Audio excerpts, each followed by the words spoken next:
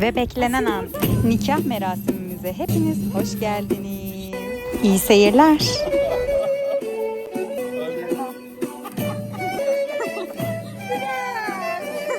Evlenme dairesine evlilik için başvuruda bulundunuz. Evet, Leyla Hanım.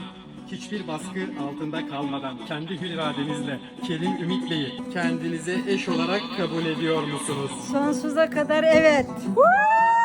Kerim Ümit Beyefendi, hiçbir baskı altında kalmadan kendi hür iradenizle Leyla Hanım'ı kendinize eş kabul ediyor musunuz? Evet. Şahidiz.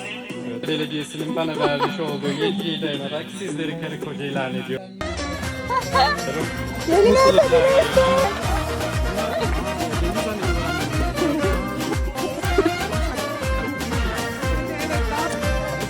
Davullar çift çift vurur.